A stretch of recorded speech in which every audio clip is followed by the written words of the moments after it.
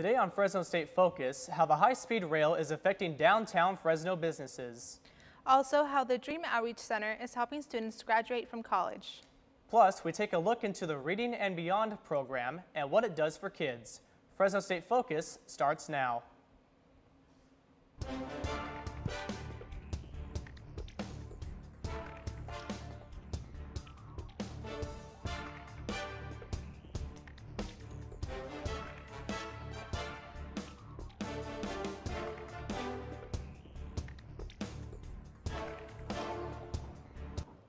Hello and welcome to Fresno State Focus. I'm Brandon Gutierrez.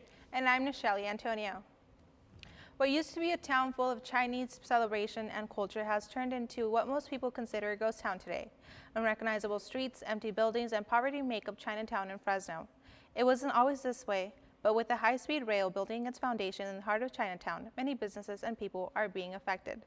Reporter Justin Ballinger has more. Fresno's last Chinatown Chinese New Year parade. Last year, organizers worried high-speed rail construction would be the end of Chinatown festivities. But a year later, this Saturday, the parade will go on. California's high-speed rail is the first in the nation. The plan is to connect the main cities throughout the state of California. Proponents say high-speed rail will give California an economic boost because workers will be able to live in one area and work in another. But Kaleem Jabari says high-speed rail is just another way to marginalize the area. The Chinatown area has historically been like the hub of all, like the, so to speak, black people, you know, where everybody congregated down here, whereas the other side of the tracks has been a little marginalized to be the more affluent area, you know. Whether the high-speed rail truly will separate the different classes and races is undetermined. But one thing that has been determined already is the huge loss of business within the area.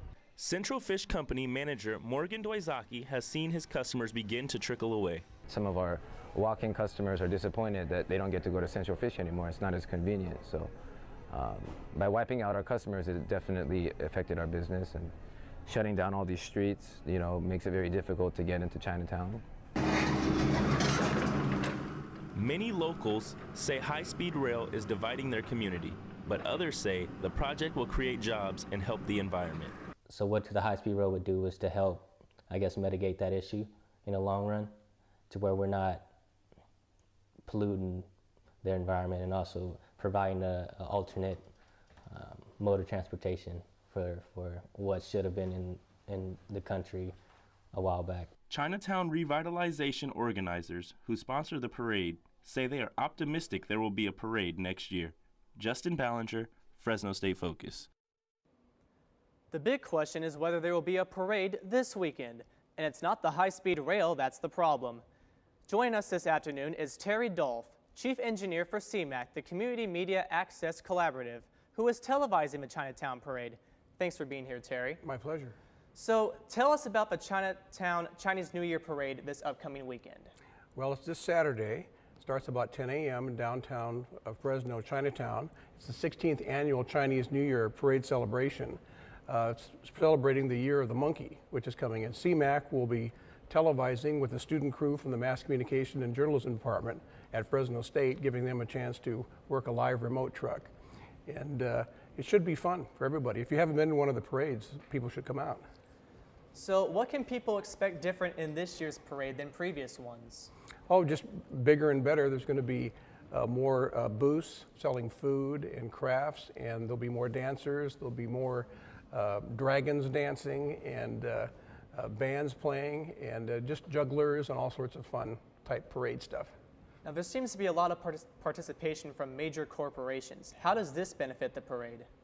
Well, it gives the parade support, monetary support, to put this on and continue. Like I said, this is the 16th annual Chinese parade, so they want to be doing it for many years to come, even with high-speed rail coming through the area. We've been talking with Terry Dolph, CMAC Chief Engineer. Thank you, Terry. Fighting for a dream can be hard, but not impossible. Reporter Alejandra Leon tells us about an engineering student who overcame many obstacles and graduated with a master's degree. DACA didn't exist when Jesus Rios graduated from Fresno State 6 years ago. He struggled to pay for school because he was undocumented and couldn't get financial aid. Now, Rios encourages others to support programs like the Dream Outreach Center. I was really sad that day. I couldn't believe that I couldn't work and exercise in my career, even for free. That was a depressing day. At the Dreamers event last week, Rios shared his story about overcoming obstacles and becoming an engineer. Every student has a story, and some of the students have dreams. The Dream Outreach Center here at Fresno State strives its best to make those dreams come true. There are more than 600 students at Fresno State who are undocumented. Raul Moreno sees many of them at the Dream Outreach Center. We also have a goal of developing a collaborative, building a support system so that the students can have professional mentors that they can go to so that they can introduce themselves into their career. Student Affairs Coordinator David Hembry says the Outreach Center makes it easier for students to balance work, family, and school. Well, it's really important for us to create a pathway to success for all students, specifically DREAM students that are undocumented. There are many dreams and barriers for undocumented students, but the hunger of learning and desire to succeed has given these DREAM students the strength to continue and earn a degree. Alejandra Leon, Fresno State Focus. With programs like the Dream Outreach Center, students who are undocumented will now be able to apply for scholarships and internships. Central Valley residents continue to keep an eye on the rapid spread of a Zika virus. The mosquito-driven virus has already caused severe birth defects to children in South America like Brazil. The virus has now made its way into the U.S. A few cases have appeared in California. While some Valley residents are not too concerned about the possibility of contracting the virus, they are still taking precautionary measures. Whenever we leave the house, we'll have bug spray and that sort of thing on us, try and keep them away. Residents are encouraged to dispose of standing water in their homes and, of course, have many cans of bug and mosquito repellent close by at all times.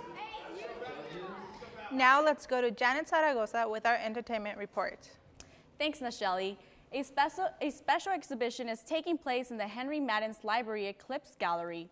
It features the work of art Kirsten Salary, who was Turkish-Armenian child pornology. She faced many difficulties as a female minority artist after World War II in Turkey, yet she overcame that and produced more than 3,000 paintings during her career in Istanbul. Her work defined as a blend of Eastern Mysticism and Western Impressionism. With spring just around the corner, it's time to get ready for this season's trendy new looks. This year, Fashioning presents the 6th annual Spring Fashion Show with collections inspired by works of art. This will be similar to some of the stuff that we have from someone's collection. With that, we have a lot of varied looks since each person chose their own inspiration. So you might see some things inspired by Cubism, some modern art, things like stained glass windows, and a wide variety like that. Butterflies.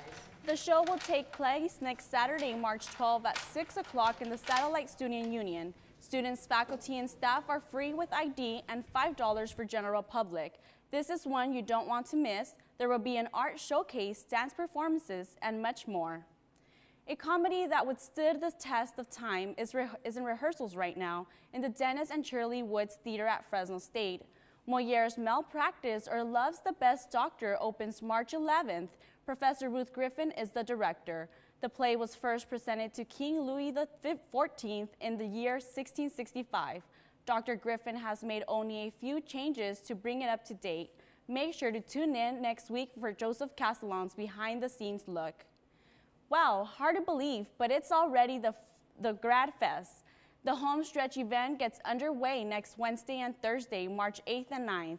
That's where you will pick up your grad box with your cap and gown and another couple of surprises inside. There's also food and beverages, and you can shop for graduation announcements, class rings, and much more. The Oscars were full of excitement as the Academy recognized actors, the filmmakers, but the spotlight was on Leonardo DiCaprio as he finally received his first Oscar for his performance in The Revenant. I had the opportunity to attend the Oscar after show with Live, Kelly, and Michael. Let's take a look at a mini overview of what went on during the show. The show started with a live interview with Brie Larson, who won an Oscar for Best Actress for Room. Next, we got to enjoy a live performance from Andy Grammer with Dancing with the Stars. And an exciting part was seeing Fifth Harmony perform their new single, Work From Home, that will come out May 20th. That's it for entertainment news. Now back to Nachelle and Brandon. Thanks, Janet. Coming up on Fresno State Focus. Find out why one Valley High School program has a 95% success rate when it comes to sending graduates to college. Success. At Fresno State, it's no secret. It's discovering new ways to change our world. It's creating opportunities as diverse as our community itself. It's in the distinction of our graduates as they lead us into the future. Success is no secret at Fresno State. It's our mission. This is our Fresno State, forming relationships and learning experiences that last a lifetime, making friends who are like family, learning from professors who treat us like family, and earning a degree to make a better future for our family. Engaging our alumni generation by generation by generation. This is our Fresno State. Welcome to the family. All right, let's look at our weather for today. Let's check out on the East Coast what they're having. As we can see, they have snow going on over there in the East Coast, affecting New York, Ohio, Pennsylvania most of all, but it's nothing out of the ordinary. It usually happens on this time of the year, so nothing to worry about. If we look at the middle of our nation, North Dakota has some snow of their own as well, and Nebraska has some rain. But let's look at what we really care about, which is what's going on here in California. Well, let me tell you, we have a huge low pressure system that hasn't really been affecting us because we have a ridge of high pressure that hasn't allowed to hit us that much. That's why this couple of days we've had really good weather, sunny days. It feels like spring. But this ridge of high pressure is actually going to break down on Thursday, which is going to affect our weather for the rest of the week. But I will tell you more about that in just a second. Let's look at our air quality. For the most part, in all the counties, it's going to be moderate, except for the Sequoia National Park. It's going to be good, so it's very nice up there in the mountains. For today, our highest is going to be 77. We're going to have winds of 5 miles per hour coming from the south, and we're going to have relative humidity of 63%. But really nice outside. If you want to go out for a walk, it's a perfect day to do that.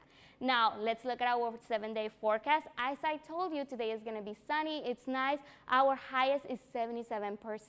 But as I told you, that low pressure system that is going to come down, it's actually going to affect our weather. As you can see, on Thursday, we're going to have partially cloudy, so we're not going to see that much of the sun. And our weekend, yes, as you can see, we're going to have some rain coming up. So I hope you haven't put your umbrellas away because you're going to need them. On Friday, 71. On Saturday, 70. And Sunday, we're going to have 63. So we're going to drop down. So I hope you have a sweater or something to put on. Starting our work week, we're going to have some showers. On Monday, we're going to go into the 63%. And Tuesday, as you can see, more showers. We have a really high chance of getting more showers. So we're going to drop down to the 60s. That's it from me for weather. Let's go back to Brandon and Shelly.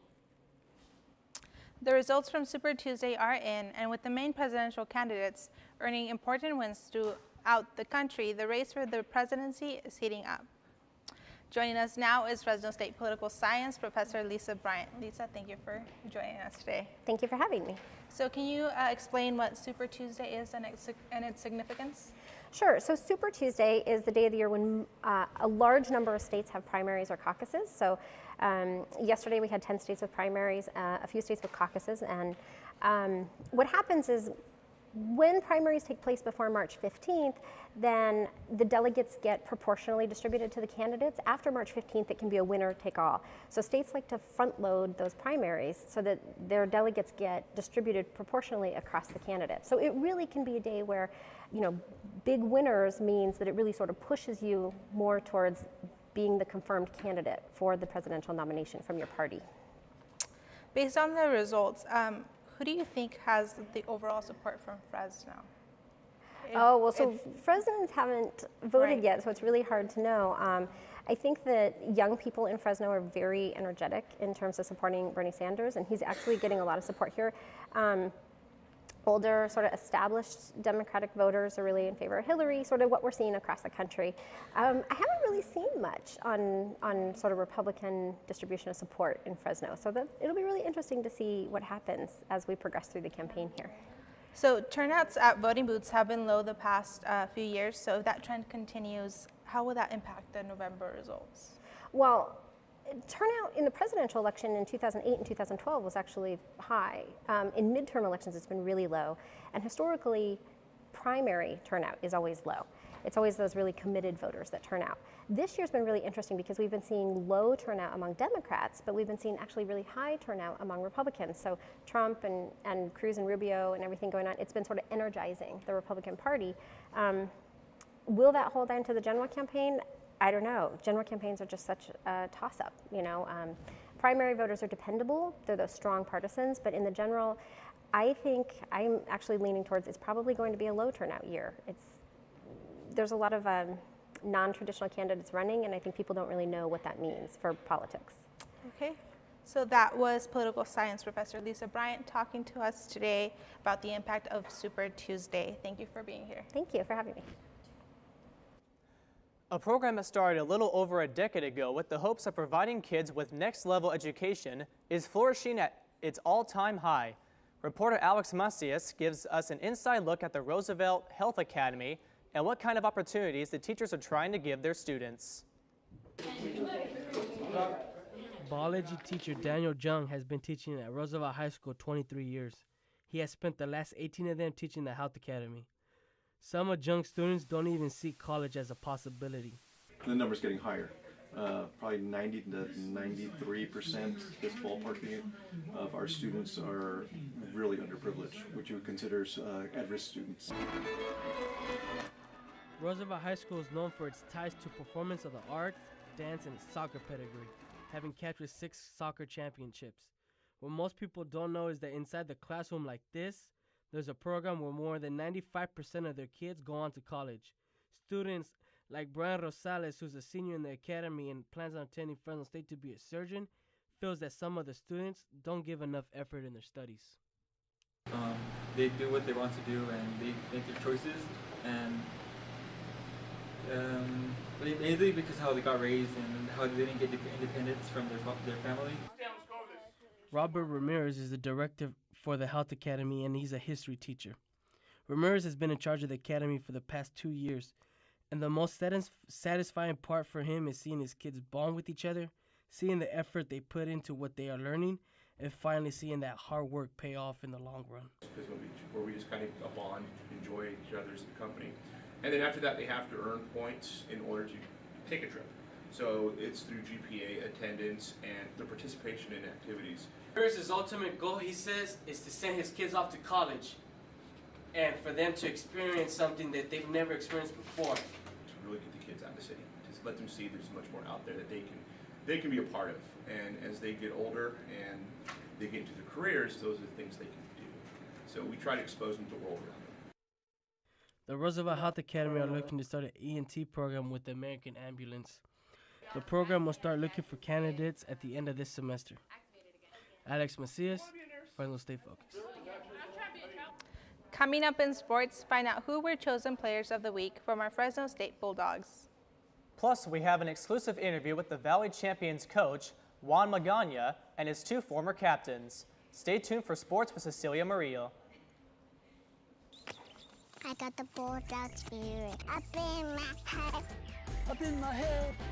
Up in my head. I got that bulldog spirit up in my head. Up in my head to say. I got that bulldog spirit deep in my heart. Deep in my heart. Deep in my heart. Got that bulldog spirit deep in my heart. Deep in my heart to stay. I got that bulldog spirit down in my toes. Down in my toes.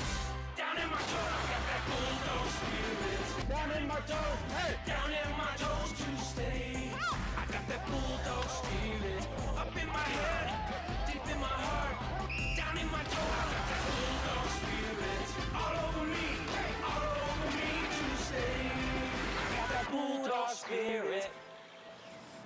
heart.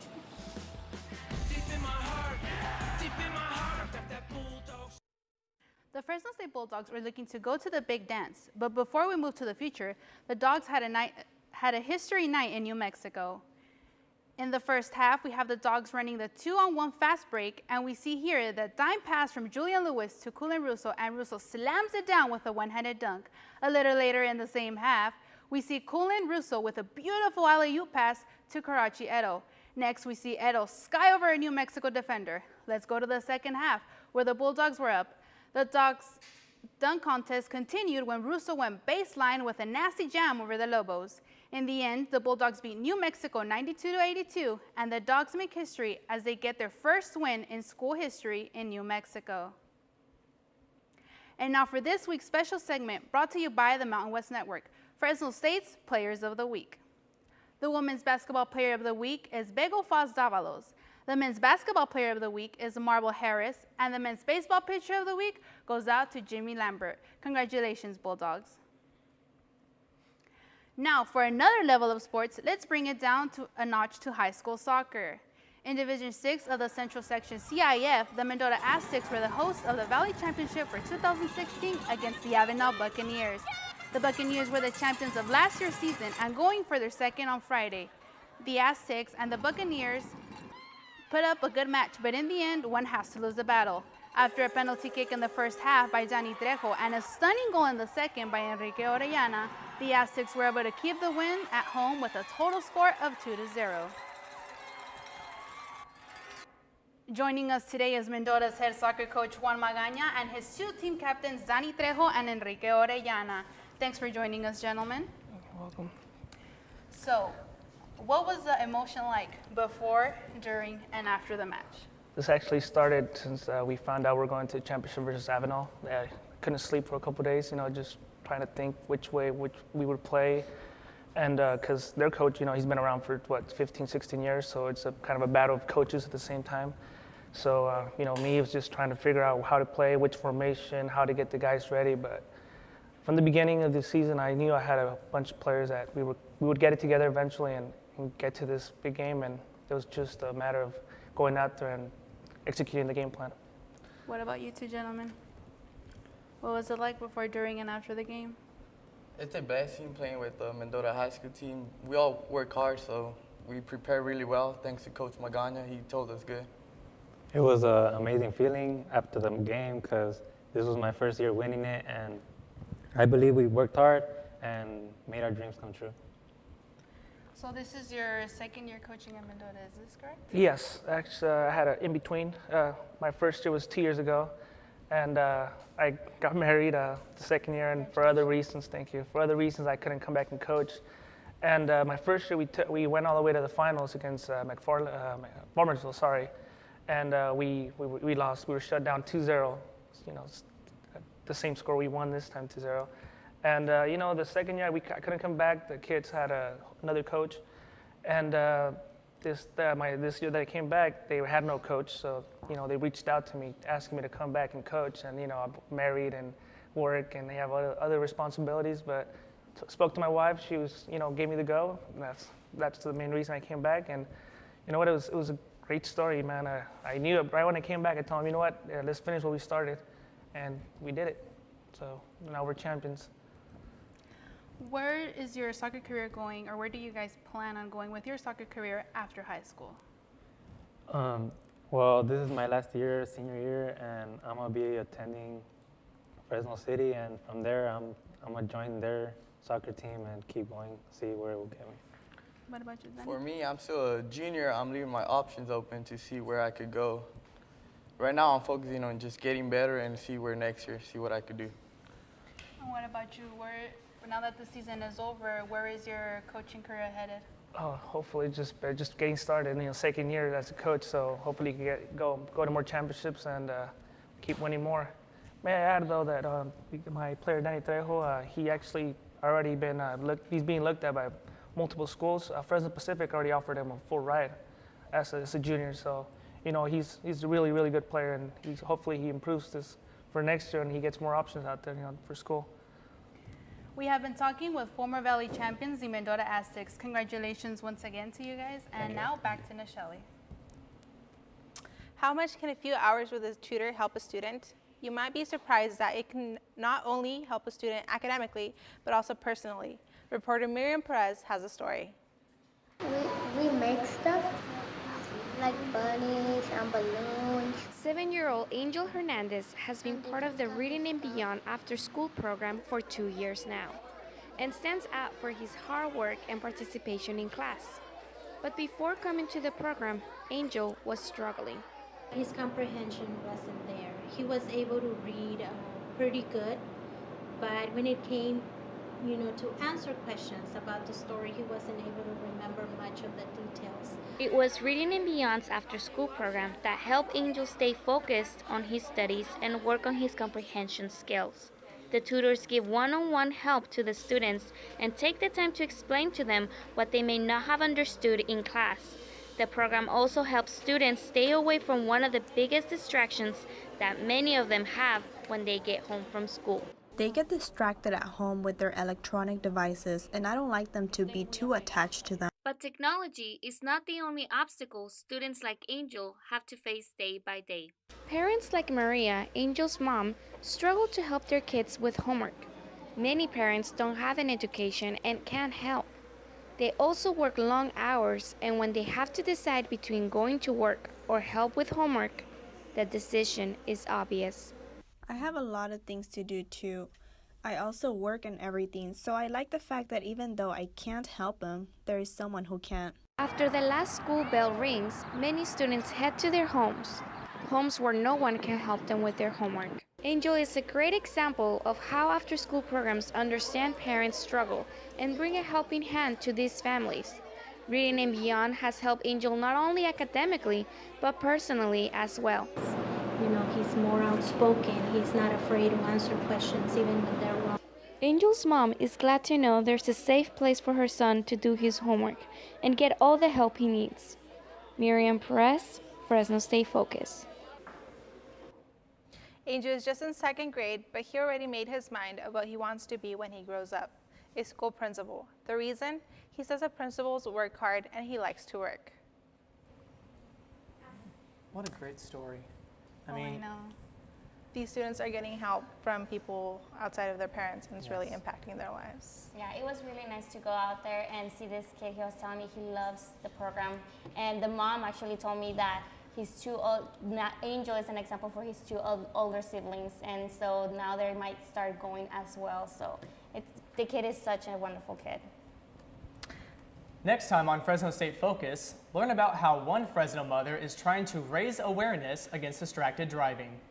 Plus, find out how easy it is for Fresno State students to find clothes for their next interview. Also, we give you an inside look at the upcoming play, Malpractice, happening at Fresno State. From our team here at Fresno State Focus, thank you for watching. We'll see you next time.